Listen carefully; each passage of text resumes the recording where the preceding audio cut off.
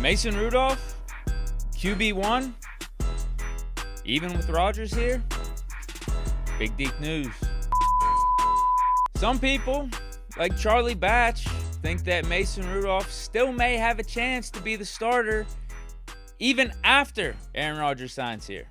Here's what Batch had to say on the Arthur Moats Experience podcast. So here you are in a critical time as OTAs are starting to begin. You're trying to get a feel for your team. Mason Rudolph, yes, he was here, but he wasn't in this system. Mm-hmm. So he does have a leg up as it relates to learning that offense because he's been here for the last couple months and making sure that he's able to go out there and deliver, learning his teammates. But when you add an Aaron Rodgers, I think the longer it goes towards training camp, I think you have to give the edge to Mason Rudolph because that means he knows the system a little bit better than what Aaron Rodgers looked like. We understand what his resume looks like. But again, this is not a system that Aaron has spent the majority of his career in that you could say it's a plug and play type of situation.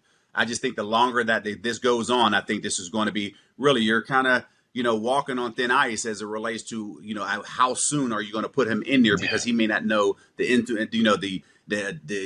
intricacies of the offense as it relates to how the receivers are going to break their route. What does it look like? That comes in the OTA. So again, this is a conversation as we have now, but it could change if he signs sooner rather than later. You also got Mark Caboli sharing similar sentiments when he wrote a Twitter article with the thumbnail stating Mason Rudolph isn't about to concede the starting job to Aaron Rodgers or anyone else.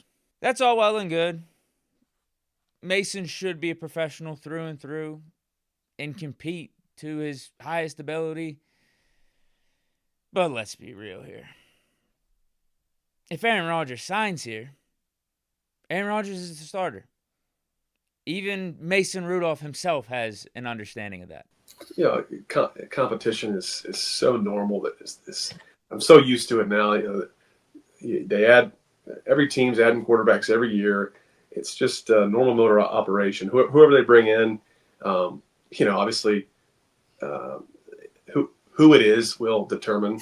I learned a long time ago who it is, and then the financial compensation will really tell you what's going to go down as far as the depth chart. So what do you say? Who you sign and what they're getting paid? We're talking about signing Aaron Rodgers. That's the who. Aaron Rodgers. And what he's going to be getting paid is going to be more than Mason Rudolph and his $4 million per year.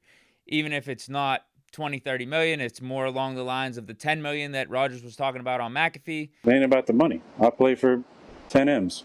I don't care. Still going to be more than Mason. So the who, Aaron Rodgers. And what he's getting paid, more money than Mason Rudolph. There's not much rocket science to this equation here. There's not much up for debate. We sign Aaron Rodgers. Aaron Rodgers is the starter. Hell, I would even take the money portion out of this. If we sign Aaron Rodgers for vet minimum or less than Mason Rudolph, he's starting. It's Aaron Rodgers. The who is going to weigh more into this than anything, even the money side of things. Look at last year.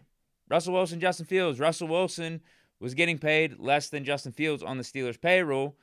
But who did we end up going with when both were healthy in the middle of the season, even after Justin Fields played good for us and was the younger of the two quarterbacks, the more talented of the two quarterbacks, and went 4-2 for us? We went with Russell Wilson because it was Russell Wilson.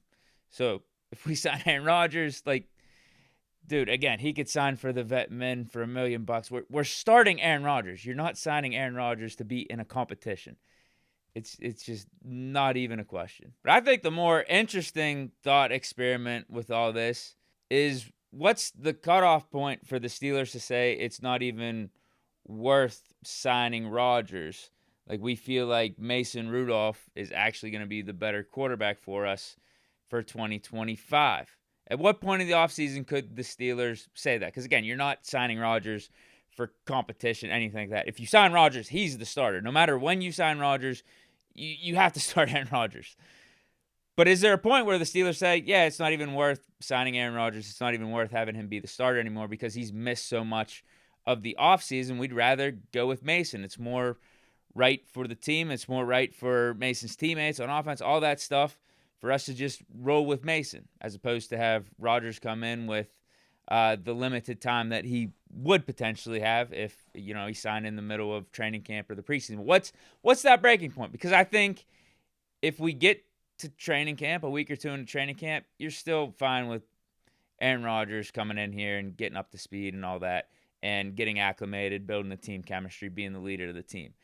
But, what if we get midway through preseason? What if we're done with preseason and we're 2-3 weeks away from week 1 starting? Would you be comfortable just signing Aaron Rodgers without doing all the offseason stuff and saying, you're the guy? Again, what message does that send the team? How does that throw off the vibes? What did Mason look like throughout training camp and preseason? What did Mason look good? And you're like, you know what? He's up to speed on the Arthur Smith system. We remember what he did in 2023. We think he can do it for 17 games. What's that cutoff point? Because training camp, I think you're still, if somehow it makes it to that point with Rodgers, I still think training camp you can give it the green light.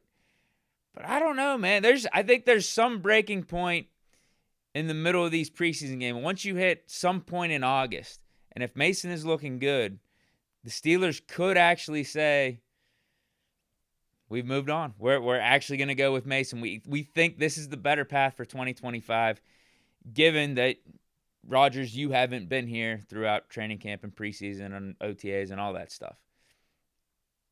That would be my guess as a breaking point. Middle of August, at some point in these preseason games, especially if Mason's playing good. If the Steelers see him in training camp and he's all over the place, he goes back to being 2019 Mason, then maybe you could probably sign Rodgers the day before week 1 and, it'll all be good. Maybe he doesn't start week 1 and then, week 2, but I think that's the caveat on all this. Mason's also got to be looking good throughout the process. But I think there is a line. There is a definite line you got to set. And we were talking about it being the draft. We were talking about it being these voluntary OTAs, minicamp, all that. I think the real line is somewhere in August. I think that's the real line where you got to say enough is enough. But I don't think we get to that point. I think Rodgers will sign here over the next week or two at some point before the mandatory minicamp. That would be my guess. But that's where we're at with all this stuff. I just thought it was an interesting experiment because we are where we're at right now, and we didn't really expect that to be the case, right? 2 months, 2.5 months from free agency starting, and we still don't have Aaron Rodgers here. We don't have a definitive answer. I don't think we assumed this would be the case, right? We didn't assume we'd be here May 20th and still not know about Aaron Rodgers. So who knows what could happen going forward. My expectations, though, are in the next week or so, Rodgers signs.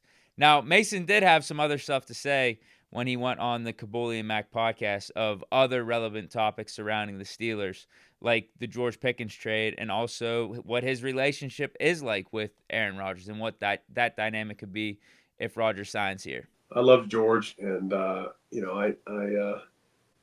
enjoyed going to work with him. He was a fun personality. I think tried to feed him as much as I could.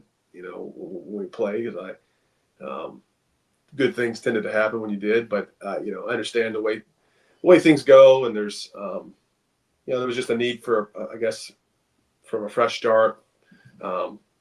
Things and way they transpired last year, I guess. So I've met Aaron after games only, over the years. I remember my rookie year, we played a preseason game there in Lambeau and kind of had a rough early outing. And man, it was so cool. I thought for him to come over and he said hello and kind of, offered some words of encouragement and just kind of, motivated me, keep working hard. And so which doesn't happen a lot from older quarterbacks around the league. I mean, he went out of his way to say hello to me after the game, which I thought was awesome. With the Pickens stuff, Mason was his guy, man. And Pickens was Mason's guy at that time. When Mason had to start, he was feeding Pickens no joke. And Pickens was rewarding him every time he went to him because in those 4 games, if you include the playoffs, Pickens had 16 receptions, 376 yards, and 2 touchdowns. And that's with him going for a goose egg in that Ravens game, in that tsunami, the monsoon, and all that. But we didn't hear a peep from Pickens. Pickens was chill because I feel like he saw Mason operating at a high level. He didn't care as much if he was getting the ball. He was focused on winning. He was focused on the offense operating at a high clip and how it was supposed to be, and that's what Mason was doing. But there was low-key a connection between those two, and that is an interesting perspective to get on the Pickens trade because, like, if Mason actually was going to start here this year, which, again, it's unlikely. It's still going to be Rodgers. I wonder if the Steelers would have kept Pickens because of that connection and how that continuity could maybe play a part into what this 2025 offense looks like. And, you want to give Mason the best help that he possibly can get, right? The most arsenal, the weapons and all that. And I think that the chemistry and the continuity that they had going back to 2023, and even if you want to go back to some preseason games whenever like Pickens was a rookie, it seemed like there was something there. So I don't know if you would have wanted to take that away from Mason. Maybe you could have dealt with Pickens for one more year and would have liked to have seen what him and DK look like together as outside receivers. Because that's the thing. Not only are fans bummed about not being able to see that on the field, but I'm sure Mason, if he was going to start, would have to be bummed too because we got to watch it. Mason actually lived it.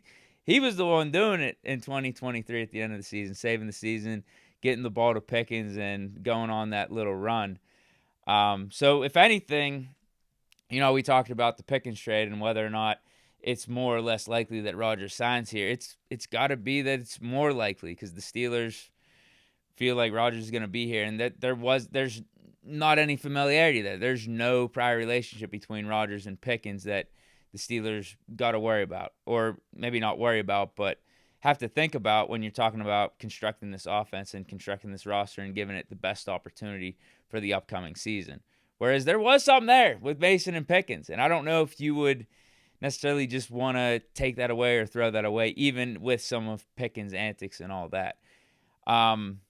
But yeah, that's that for the Pickens part of this conversation. But then with Rodgers, Mason, QB room, I mean, yeah, it's gonna be fun. Rodgers had no problems with Jordan Love with the Packers, and that was the Packers drafting Jordan Love to replace Aaron Rodgers. Jordan Love has nothing but good things to say about Rodgers. And then we know how Mason has operated throughout his professional career. Nothing but being a professional, nothing but being an upstanding teammate and all that. But, yeah, that's it for today's show. Let me know your thoughts down in the comments. Hope you guys enjoyed. Stay chilling, and peace.